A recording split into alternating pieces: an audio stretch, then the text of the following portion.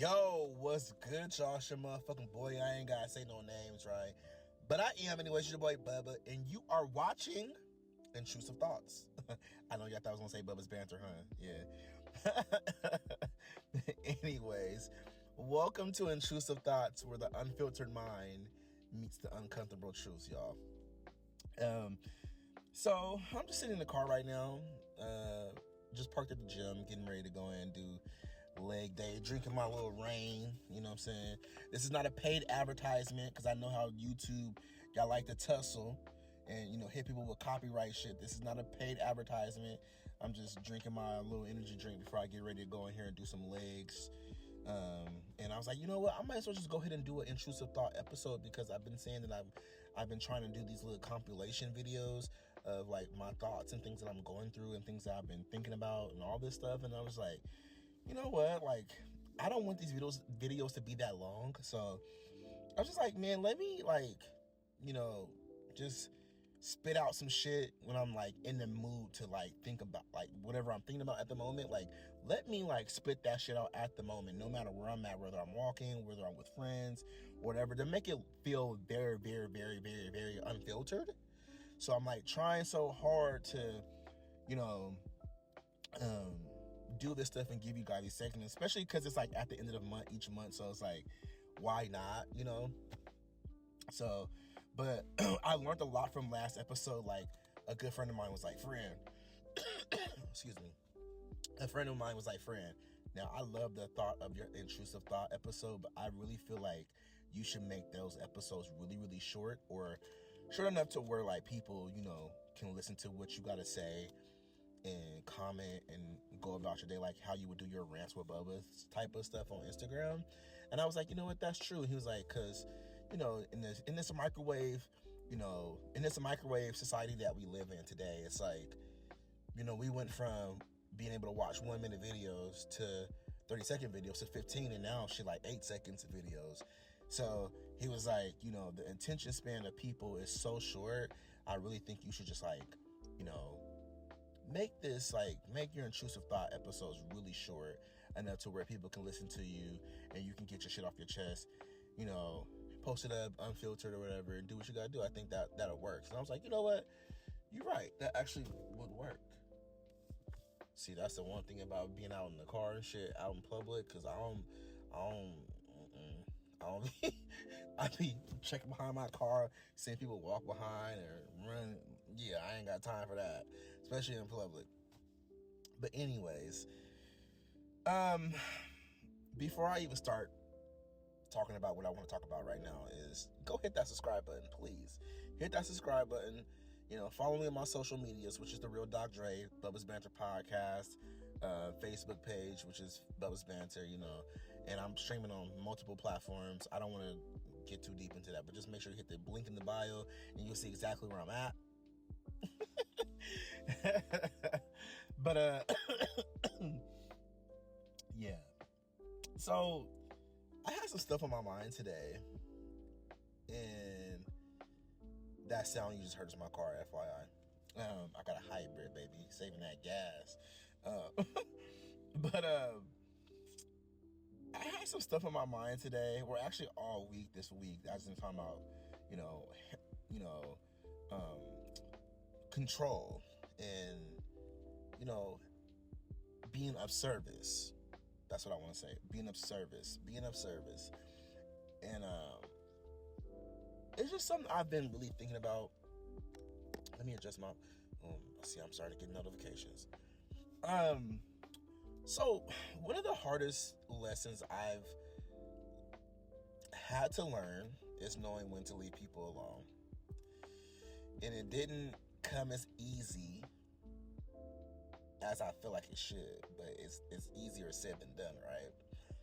Especially when you have people around you, who seem to have advice or solutions for every single part of your life or whatever that is.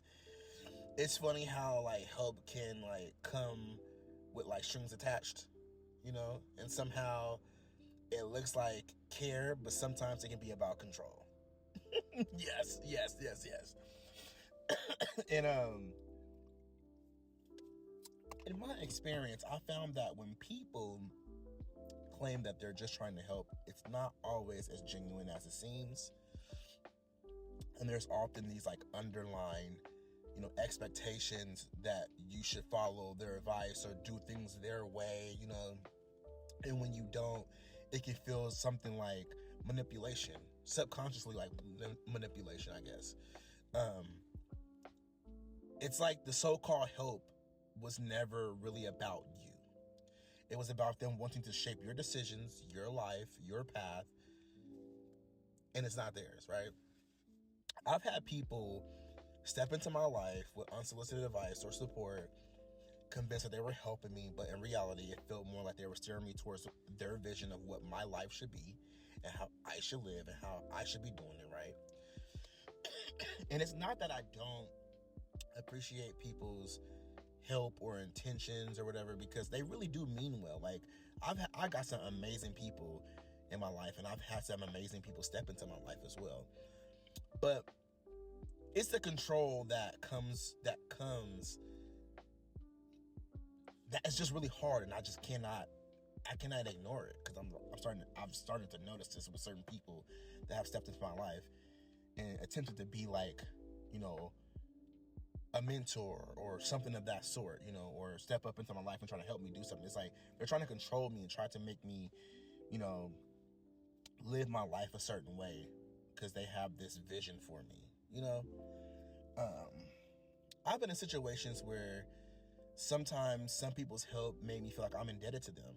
Like I owed them something because they stepped in when I needed help or they saw that I needed help.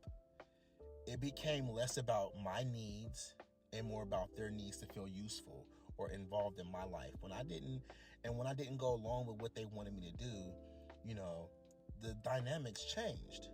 Suddenly I was the one who didn't listen, or I was the one who was, not grateful enough, or, I betrayed them because, I did this way versus doing it their way. And that's why I've been learning to I've started to value leaving people alone. I've learned that sometimes what I need is space, not intervention. And also what the other people may need is also space as well. Not every problem requires a solution from someone. It's not that. And also, let me say this before I even jump off shit. Every help that you get from someone is not real help, and it's not about you.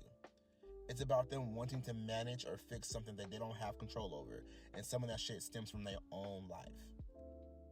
Learning to leave people alone for me has been about respecting boundaries. Like, I don't need to insert myself in every situation just because I care.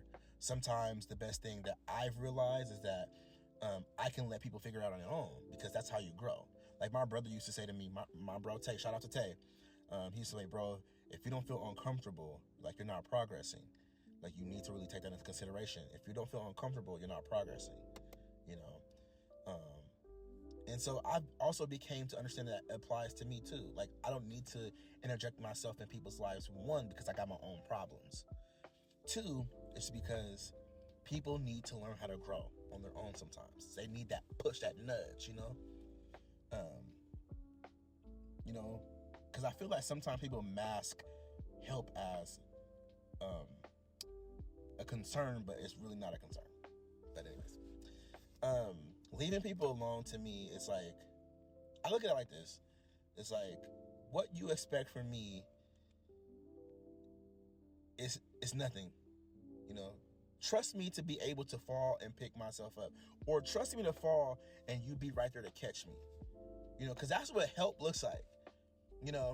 Like I don't need the unnecessary interference and things of that sort in my life. Like I just need you to help if you want to help. If you don't, then I'll figure it out. I don't need you. I'll figure it out. Like I'll figure it out. I've always been resilient. That's one thing I will say about myself that I can confidently say about myself, is that I've always been resilient. And like no one's gonna say that they made me, because I've made me. This is me, who I am. I made me. Regardless of what you want to say, about my life that I'm living right now. I made me, and I know that I'm going to be very, very successful. And no one's going to tell me that I'm not. I'm only 36 years old. Life is not over. I'm going to just grind out and keep grinding out. You know. But, you know, it's about the journey, bro. It's just, it's what brought me peace and clarity about the relationships I want to nurture. And that's why I've, you know, value leaving people alone. Because, again, you know, the clarity about the relationships I want to nurture and the ones I want to let go of. And that's what this fucking nasty ass coughing.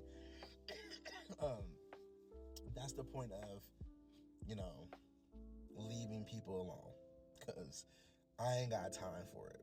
Like, I really don't. Like, life is too short. You know, living through a fucking pandemic made me realize how life was so short, and seeing people being taken out quick as hell within 4 or 5 days. You know, especially at the beginning of the pandemic. I'm good, bro. Life is too fucking short. Nope.